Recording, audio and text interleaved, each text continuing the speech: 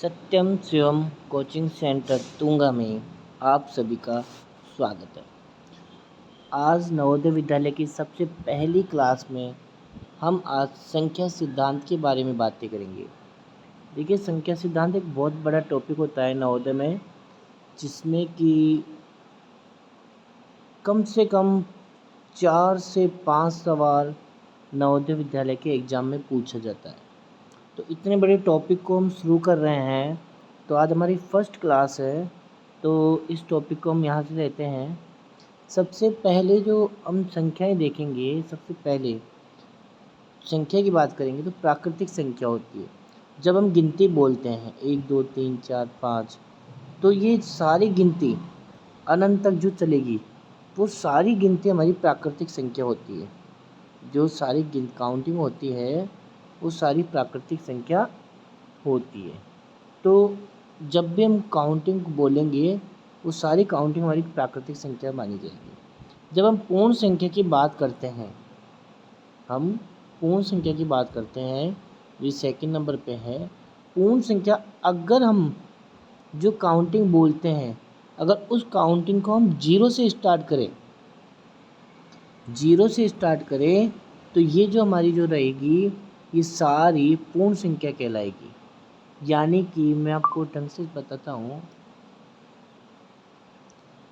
कि प्राकृतिक संख्या और पूर्ण संख्या में सबसे बड़ा अंतर ये है कि अगर कोई आपको कहता है कि 10 तक प्राकृतिक संख्या बताओ, तो 10 तक प्राकृतिक कितनी संख्या होगी?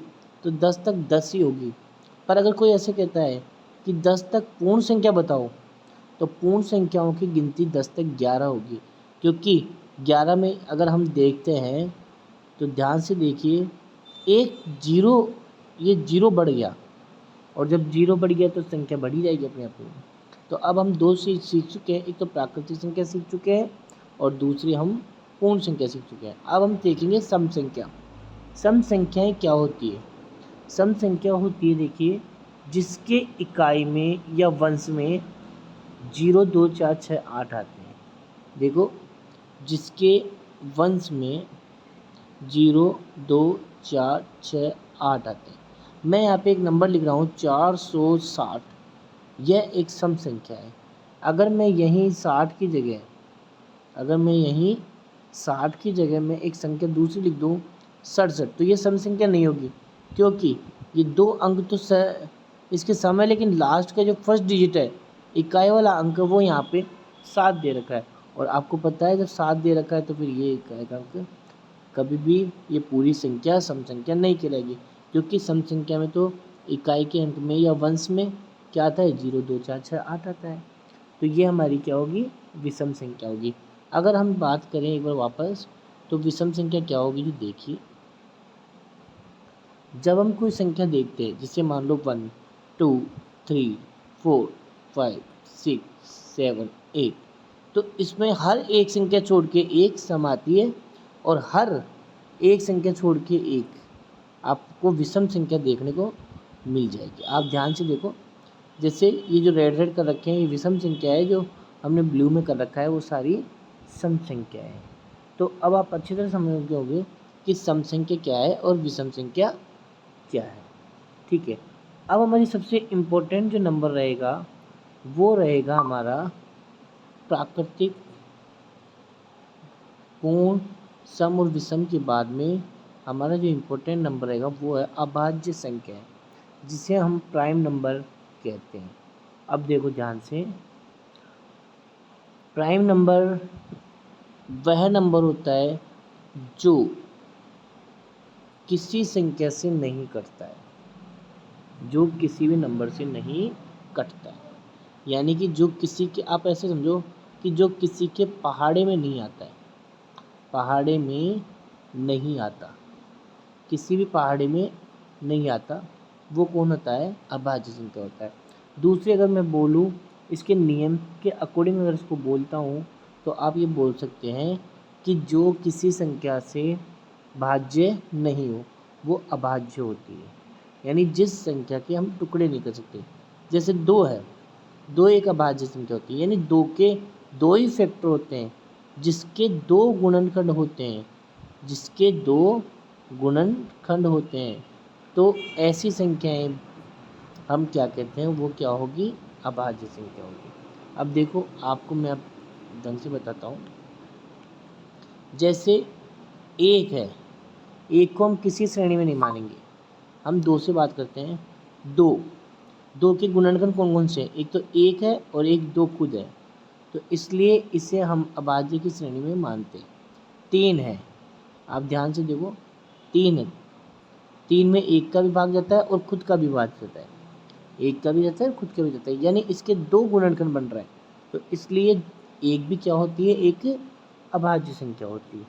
तो इसी तरह हम ये बता सकते हैं कि अभाज्य संख्या का सबसे इम्पोर्टेंट जो रूल्स होता है वो ये होता है कि इसके 2 फैक्टर, 2 फैक्टर को हम बोलते हैं गुणनखंड होते हैं। अब 2 फैक्टर कौन कौन से होते हैं, एक फैक्टर तो 1 होता है, एक फैक्टर तो 1 होता है और एक फैक्टर सम होती है खुद, तो हो गए ना 2 फैक्टर। तो इसका मतलब है कि वह नंबर जो किसी और नंबर से नहीं कटे, देखो 1 से तो सभी नंबर कटते हैं इसलिए 1 को तो छोड़ दो, बाकी सम से भी सभी कटती है इसलिए सम को छोड़ दो, तो इसके अलावा किसी से भी नहीं कटे वो अभाज्य संख्या होती है। तो अब आप समझ गए होंगे। तो अब हम आपको 1 से 25 तक अभाज्य संख्या बता देते हैं कौन कौन सी होती है। देखो 2 होती है अभाज्य संख्या, 3 होती है, 5 होती है, 7 होती है, 11, इसके अलावा 13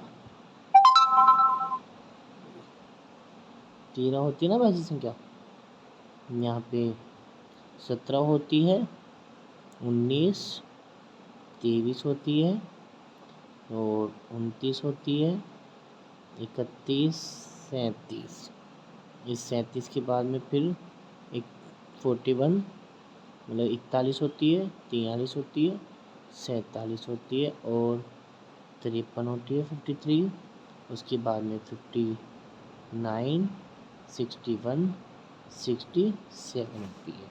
देखिए ध्यान से देखते जाओ कितनी हो गई, 67 के बाद में हमारी जो अभाज्य संख्या आएगी वो आएगी 71 आएगी, 73 आएगी, 79 आएगी, 83, 89 और 97। अगर टोटल अगर संख्याओं की बात करें तो ये 25 कहलाएगी। ध्यान से देखना, टोटल अगर हम बात करते हैं तो ये सारे नंबर जो कहलाएंगे वो कितने कहलाएंगे, 25 कहलाएंगे। ठीक है, तो इस तरह से हम पूरी अभाज्य संख्याएँ भी लिख कर आपको बता चुके हैं, अभाज्य संख्या क्या होती है जो भी बता चुके हैं। अब इनके बारे में क्वेश्चन जो बनेंगे, कैसे बनेंगे, किस तरह से बनेंगे, वो हम आपको अगली वीडियो में ज़रूर प्रोवाइड कराएंगे। तो बच्चों आप सबको हमारे अगली वीडियो को ज़रूर देखना है, हमारे चैनल को लाइक करना है, चैनल को सब्सक्राइब करना है, जिससे कि हम और भी अच्छे अच्छे वीडियो आपके सामने ला सकें। मैं कुछ ऐसी ऐसी ट्रिकें दूंगा आपको बच्चों, जिसे देख के आपको सारी चीज़ें फटाफट याद आ जाएगी। पर अभी क्या है कि अभी आपको, मुझे भी अभी टाइम लगेगा, अभी पहला ही वीडियो है मेरा। तो बाय बाय बच्चों, बाय।